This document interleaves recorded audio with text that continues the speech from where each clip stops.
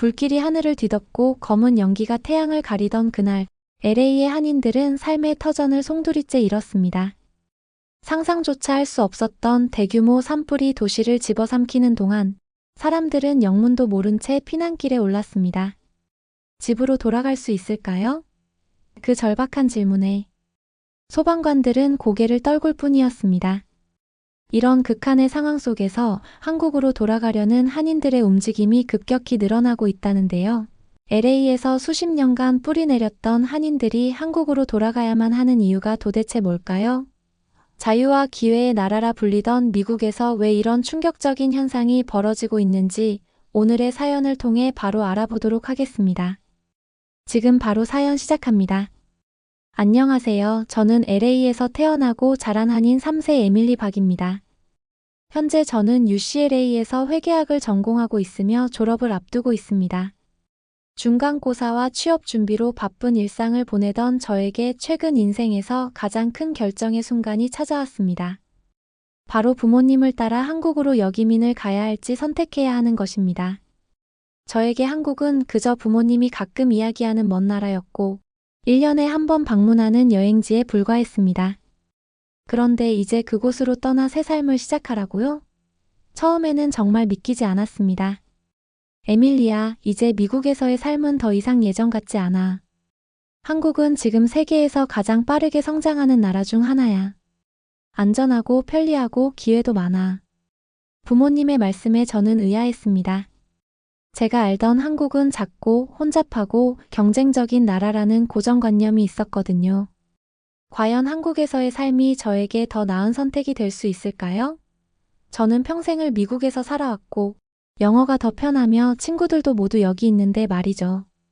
이런 고민을 하게 된 것은 단순한 우연이 아니었습니다. 저희 가족의 미국 이민 역사는 할아버지로부터 시작되었고 그 이야기는 한국 전쟁이라는 비극과 깊은 연관이 있었습니다. 할아버지는 1950년 한국 전쟁이 발발했을 때 겨우 16살이었습니다. 전쟁의 포화 속에서 가족을 모두 잃은 할아버지는 미군 부대에서 통역병으로 일하게 되었습니다. 영어에 재능이 있었던 할아버지는 미군 장교들의 눈에 들어 미국 유학의 기회를 얻었고 1953년 전쟁이 끝나갈 무렵 미국으로 건너왔습니다. 미국에 처음 왔을 때 나는 아무것도 없었어. 영어도 서툴렀고 친구도 없었지. 차별도 심했고. 할아버지는 자주 그때 이야기를 들려주셨습니다. 캘리포니아의 작은 대학에서 공부하는 동안 할아버지는 식당에서 설거지를 하고 신문을 배달하며 생계를 유지하셨습니다. 주변 사람들의 너희 나라로 돌아가라는 모욕적인 말도 수없이 들었지만 할아버지는 꿋꿋이 버티셨습니다. 대학을 졸업한 후 할아버지는 LA의 한 회계 사무소에서 일을 시작하셨고 그곳에서 할머니를 만나 결혼하셨습니다. 할머니는 아일랜드계 미국인이었는데 당시 동양인과 백인의 결혼은 매우 드문 일이었고 많은 반대에 부딪혔습니다. 하지만 두 분의 사랑은 그런 장벽을 넘어섰고 1960년에 아버지가 태어나셨습니다. 너희 할아버지는 정말 대단한 분이셨어. 아버지는 자주 말씀하셨습니다. 백인들 사이에서 유일한 아시아인으로 차별과 편견을 이겨내며 자신의 회계사무소를 열기까지 하셨으니까. 아버지는 혼혈인으로 더 많은 정체성 혼란을 겪으셨습니다. 외모는 아시아인에 가까웠지만 백인 어머니 밑에서 자라 문화적으로는 미국인이었죠. 학창시절 아버지는 어디에도 온전히 속하지 못한다는 느낌에 괴로워하셨다고 합니다. 백인 아이들은 나를 짱깨라고 불렀고 몇 안 되는 아시안 아이들은 나를 튀기라고 불렀어. 어디에도 속하지 못하는 기분이었지. 아버지의 말씀은 항상 깊은 상처를 느끼게 했습니다. 그럼에도 아버지는 우수한 성적으로 UCLA에 진학하셨고 할아버지와 같은 회계사의 길을 걸으셨습니다. 대학에서 한국계 미국인인 어머니를 만나 결혼하셨고 저와 남동생을 낳으셨습니다. 어머니는 LA에서 태어나고 자란 한인 2세로 한국어는 유창하게 구사하셨지만 저희에게는 주로 영어로 말씀하셨습니다. 부모님은 결혼 후 할아버지의 회계사무소를 이어받으셨지만 2008년 경제위기로 사업이 어려워지자 세탁소를 열기로 결정하셨습니다. 성공한 한인들은 모두 세탁소를 한다더라는 우스갯소리를 하시며 시작한 사업이었지만 부모님은 그 일을 통해 저와 동생의 대학 학비를 마련하셨습니다. 저는 어릴 때부터 부모님이 세탁소에서 밤늦게까지 일하시는 모습을 보며 자랐습니다. 학교가 끝나면 세탁소에 가서 숙제를 하고 가끔 간단한 일을 도우며 시간을 보냈죠. 한 번은 친구가 너희 부모님은 왜 항상 일만 해? 라고 물었을 때 저는 대답할 수 없었습니다. 그때는 몰랐지만 부모님의 그 헌신은 저희 자녀들이 더 나은 삶을 살 수 있도록 하기 위한 것이었습니다. 이런 가족의 역사 속에서 자란 저는 비교적 평범한 미국 청소년의 삶을 살았습니다. 영어가 모국어였고 친구들 대부분은 백인이나 히스패닉이었으며 한국 문화보다는 미국 대중문화에 더 친숙했습니다. 한국어는 기본적인 대화만 할 수 있는 수준이었고 한국에 대한 저의 지식은 부모님이 보는 한국 드라마와 연례가족 방문에서 얻은 단편적인 인상이 전부였습니다. 고등학교 시절 저는 종종 제 외모 때문에 차별을 경험했습니다. 너 영어 정말 잘하네. 원래 어디서 왔어? 수학 좀 도와줄래? 같은 질문들은 제가 미국에서 태어났음에도 항상 외국인으로 취급받는다는 느낌을 주었습니다. 특히 트럼프 대통령 당선 이후 이런 차별은 더욱 노골적으로 변했습니다. 학교 복도를 걷다가 너희 나라로 돌아가라는 말을 들은 적도 있었습니다. 제가 태어나고 자란 나라가 바로 여기 미국인데 말이죠. 대학에 진학한 후에도 상황은 크게 다르지 않았습니다.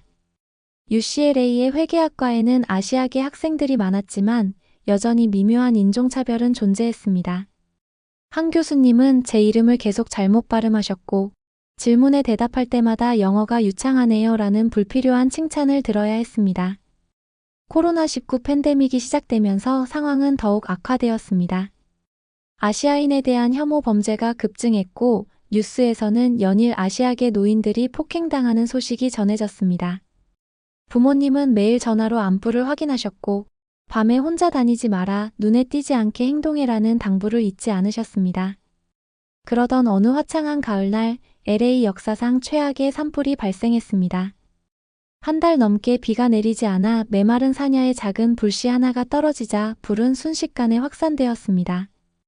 강한 산타하나 바람이 불을 부채질했고 산불은 주택가로 빠르게 번졌습니다. 그날 저는 UCLA 도서관에서 중간고사 준비를 하고 있었습니다. 회계감사 이론을 공부하며 노트북에 집중하고 있었는데 갑자기 실내 비상경보가 울렸습니다. 처음에는 화재훈련인 줄 알았지만 곧 교내 방송이 흘러나왔습니다. 현재 LA 카운티 북부와 서부 지역에 대규모 산불이 발생했습니다. 모든 학생들은 안전한 장소로 대피하시기 바랍니다. 해당 지역 거주자들은 대피 명령에 주의를 기울여 주십시오. 순간 가슴이 철렁 내려앉았습니다. 우리 가족이 운영하는 세탁소와 집이 있는 지역이 바로 서부 지역이었기 때문입니다. 급히 휴대폰을 확인하자 부모님으로부터 여러 통의 부재중 전화와 문자가 와 있었습니다. 에밀리아, 산불이 너무 가까이 왔어. 지금 세탁소에서 중요한 서류만 챙기고 있어. 곧 대피할 거야, 걱정하지 마. 떨리는 손으로 부모님께 전화를 걸었지만 연결되지 않았습니다. 창밖을 보니 하늘이 불길한 주황색으로 물들어 있었고 검은 연기가 도시를 뒤덮고 있었습니다. 학생들이 서둘러 짐을 챙겨 도서관을 빠져나가는 와중에 휴대폰으로 실시간 뉴스를 확인했습니다. 전례 없는 규모의 산불이 LA 서부 지역을 강타하고 있습니다. 현재까지 수백 채의 건물이 화염에 휩싸였으며 수천 명의 주민들이 대피 중입니다. 가슴이 터질 것 같은 불안감에 시달리며 도서관을 나섰습니다. 캠퍼스는 아비규환이었습니다. 모든 학생들이 서둘러 짐을 싸고 차를 타고 또는 대중교통을 이용해 대피하고 있었습니다. 하늘은 점점 더 검게 변해갔고 목을 찌르는 매캐한 냄새가 공기 중에 퍼져 있었습니다. 간신히 버스를 타고 세탁소 방향으로 향했지만 도로는 이미 대피하는 차량들로 가득 차 있었습니다. 버스가 더 이상 진입할 수 없는 지점에 이르자 저는 내려서 뛰기 시작했습니다. 마스크도 없이 연기 속을 달리는 것은 미친 짓이었지만 부모님이 걱정되어 멈출 수 없었습니다. 세탁소에서 2블록 떨어진 곳에 도착했을 때 저는 믿을 수 없는 광경을 목격했습니다. 우리 세탁소가 있는 상가 건물이 화염에 휩싸여 있었고 소방차들이 주변에 모여 필사적으로 불을 끄고 있었습니다. 연기와 불길 속에서 아버지와 어머니의 모습을 찾으려 했지만 소방관들이 저를 막아섰습니다. 안에 들어갈 수 없습니다. 너무 위험해요. 제 부모님이 안에 계실지도 몰라요. 제 목소리는 공포로 가득 차 있었습니다. 이 건물에 있던 사람들은 모두 대피했습니다. 지금은 뒤로 물러나 있어야 해요. 그때 누군가 제 이름을 부르는 소리가 들렸습니다. 뒤를 돌아보니 길 건너편에 부모님이 서 계셨습니다. 아버지는 한 손에 서류 가방을 들고 계셨고 어머니는 작은 상자를 안고 계셨습니다. 두 분 모두 얼굴이 그을음으로 검게 변해 있었고 옷은 바람에 날린 채로 더럽혀져 있었습니다. 저는 소방관들 사이를 비집고 달려가 부모님을 꽉 껴안았습니다. 감사해요. 두 분 다 무사해서. 우리는 괜찮아. 하지만 세탁소는 아버지의 목소리가 떨렸습니다. 뒤돌아보니 20년 넘게 우리 가족의 생계를 책임져온 세탁소가 불길에 휩싸여 무너져 내리고 있었습니다. 그 순간 어머니의 눈에서 눈물이 흘러내렸습니다. 모든 게 다 타버렸어. 우리가 그토록 열심히 일한 모든 것이. 소방관들의 안내에 따라 저희 가족은 근처 고등학교 체육관으로 마련된 임시 대피소로 향했습니다. 체육관은 이미 많은 이재민들로 가득 차 있었습니다. 간이 침대가 줄지어 놓여 있었고 자원봉사자들이 물과 간식을 나눠주고 있었습니다. 그날 밤 좁은 간이 침대에 누워 생각했습니다. 이게 현실일까? 단 하루 만에 우리 가족의 삶이 완전히 뒤바뀌었습니다. 아침에는 평범한 대학생이었던 제가 저녁에는 집도 사업장도 잃은 이재민이 되어 있었습니다. 다음 날 뉴스를 통해 산불의 전체적인 피해 규모를 알게 되었습니다. 수백 채의 가옥과 상가가 전소되었고 수천 명이 대피한 상태였습니다. 우리 세탁소가 있던 상가는 완전히 불에 타 사라졌고 다행히 집은 화재를 면했지만 상당한 연기 피해를 입었습니다. 이제 어떻게 해야 할까요? 세끼 식사와 임시거처를 제공하는 대피소에서의 일주일이 지난 후 저는 부모님께 물었습니다. 에밀리아, 우리가 진지하게 생각해봐야 할 것 같구나. 아버지가 깊은 한숨을 내쉬며 말씀하셨습니다. 뭐에 대해서요? 한국으로 돌아가는 것에 대해서. 순간 저는 귀를 의심했습니다. 한국으로 돌아간다고요? 부모님도 한국에서 태어나신 것이 아닌데 어떻게 돌아간다는 표현을 쓰실 수 있을까요? 아빠, 우리는 미국인이잖아요. 한국으로 돌아간다는 게 말이 안 되는 것 같은데. 맞아, 우리는 법적으로는 미국인이지.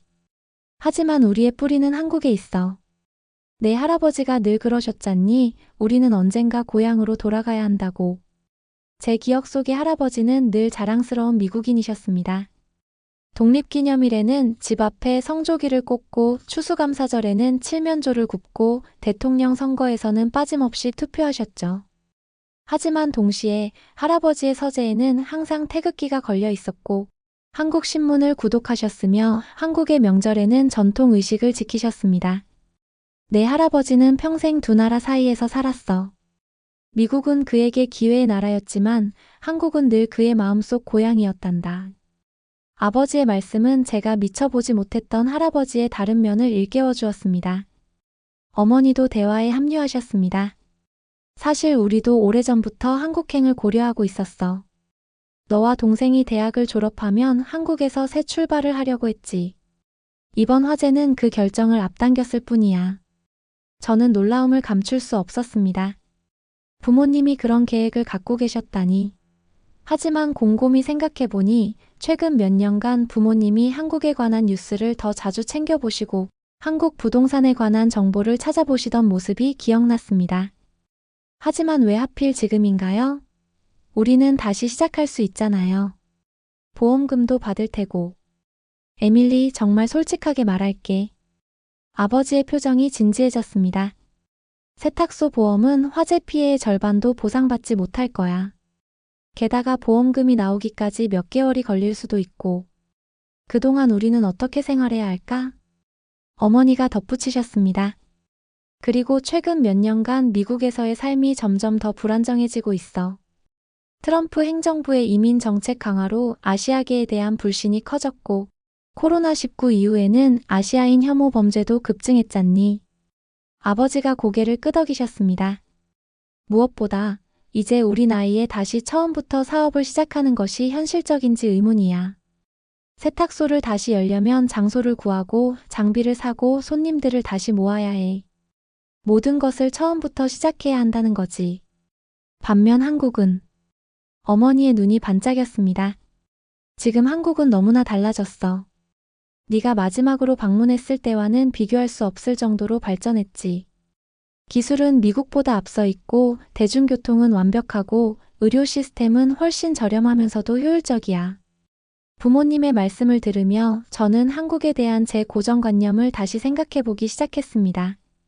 제가 알고 있던 한국은 어린 시절 방문했던 인상과 부모님이 보는 한국 드라마에서 본 이미지가 전부였습니다. 좁은 아파트, 복잡한 도로, 빽빽한 인구, 그리고 빠른 생활 템포. 하지만 저는 한국어도 서툴고 한국 문화도 잘 모르는걸요. 거기서 어떻게 살아요? 아버지가 미소를 지으셨습니다. 걱정 마. 내 한국어는 생각보다 괜찮아. 그리고 요즘 한국에는 영어가 통하는 곳이 많아졌어. 특히 너처럼 회계학을 전공한 사람이라면 글로벌 기업에서 영어 실력을 활용할 수 있는 기회가 많을 거야. 어머니가 태블릿을 꺼내 한국의 취업 사이트를 보여주셨습니다. 봐, 이 회사들은 모두 이중 언어 구사자를 우대하고 있어. 특히 미국 대학에서 회계학을 전공한 지원자라면 눈에 띌 거야. 저는 태블릿을 넘겨받아 잠시 구직 정보를 살펴보았습니다. 삼성, 현대, LG 같은 대기업부터 글로벌 회계법인, 스타트업까지 다양한 회사들이 인재를 찾고 있었습니다. 특히 미국, 영국 회계 기준 경험자 우대, 영어 능통자 필수 같은 문구가 자주 보였습니다. 이게 정말 가능한 일일까요?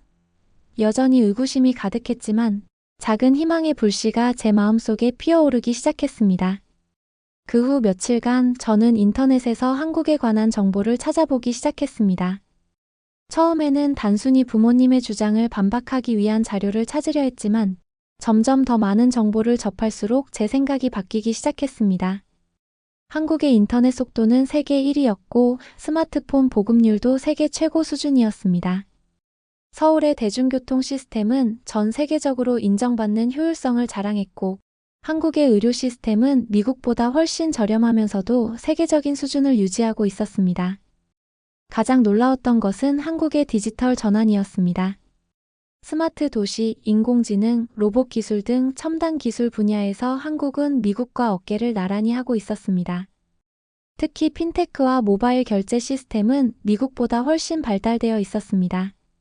와, 한국에서는 휴대폰으로 모든 걸 할 수 있네요. 유튜브에서 한국의 일상생활을 보여주는 영상을 보며 감탄했습니다.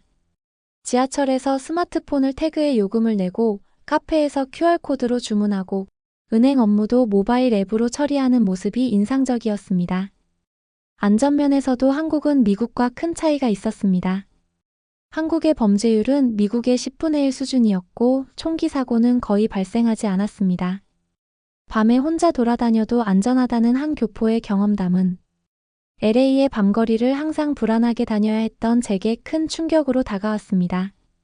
제가 가장 관심을 가진 것은 한국의 회계사 직종 전망이었습니다.